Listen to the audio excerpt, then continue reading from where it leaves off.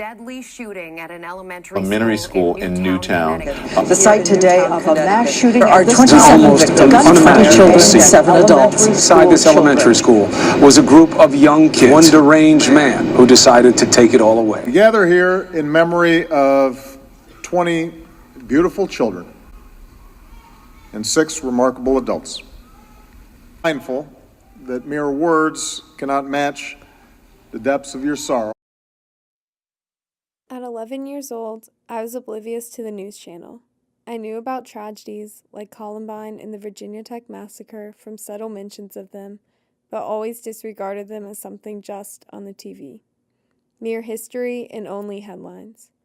My young and naive mind kept me from understanding there's a greater consequence these titles brought with them on the people who experienced them firsthand. The families and friends of the victims, the loved ones, peers, teachers, the entire city, and the widespread pain. 20 students and 6 teachers dead on December 14, 2012. Innocent lives murdered in just a matter of seconds. Futures shattered. A New York Times piece read that day, Newtown, a postcard-perfect New England town where everyone seems to know everyone else and where there had lately been holiday tree lightings with apple cider and hot chocolate, was plunged into mourning. The news I had grown to know reversed on me. All of a sudden, my hometown was the one being reported on. Sixth grade, the unimaginable happened at Sandy Hook Elementary School, the school just down the street from Reed Intermediate School where I attended. As expected, families struggled to process this horrific event. There was little sleep in the town for weeks, as there would be for years to come. Many organizations sent gifts. We had famous people to meet, concerts to attend, and warehouses full of stuffed animals. While these were all greatly appreciated, they were fleeting, and one gift that many outside of Newtown don't know about are the comfort dogs. This is one idea that stuck. After the tragedy, I would see about 10 dogs a day with their handlers in the hallways or in the entryways, and I remember being so excited to greet them and receive a business card and a quick smile that came with a brush through their fur. To this day, there are still therapy dogs in Newtown public schools, and while this may seem like a very unlikely event, there are actually some other schools who have already implemented these loving creatures. Burgundy Farm Country Day School is an elementary school in Alexandria, Virginia, where Jeff Simler brought his dog, Cameron, and it began an onset of other dogs at the school. The faculty saw such a release in stress and lower anxiety levels, and the school became a dog-friendly environment. Nina, another therapy dog, can be found at Abraham Lincoln High School in Brooklyn, New York.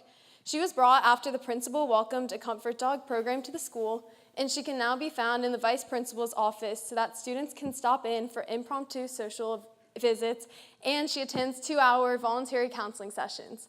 The best news is they saw that attendance picked up and students began to talk more openly.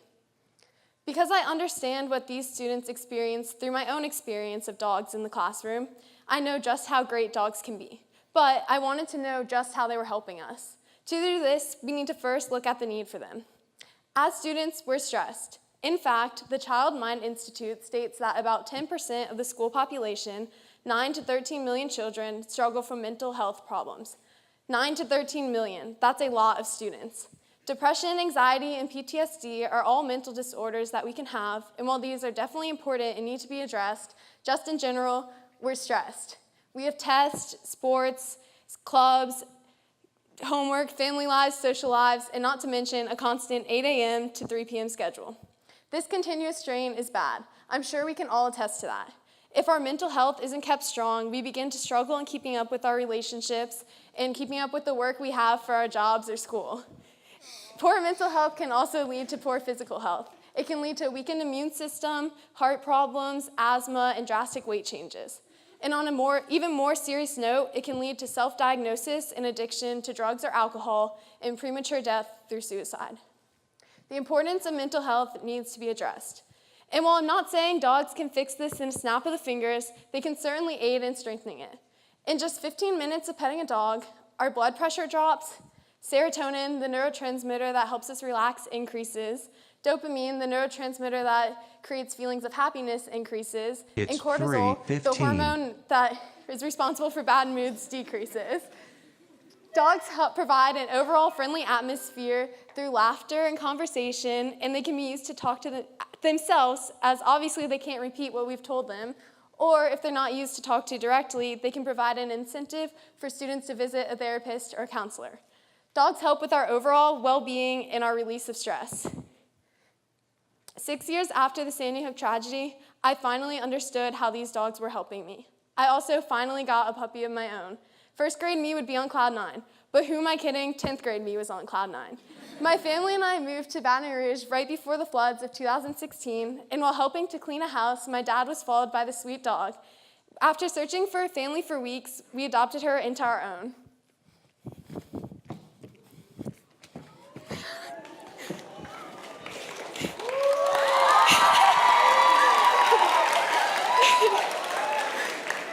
This is Bailey. She's a Papillon and a Chihuahua, a Pappy Wawa.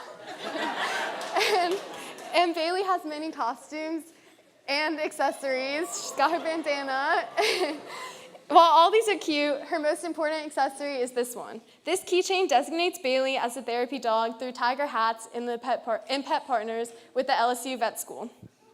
Because my dad, who was a first responder to Sandy Hook, had experienced dogs himself, he witnessed Bailey's calm demeanor and immediately wanted to see how she could become a therapy dog. Thanks to his completion, Bailey now visits many hospitals, nursing homes, and counseling sessions. Because I saw what a positive impact the two were having on the community, I wanted to become a part of this opportunity as well.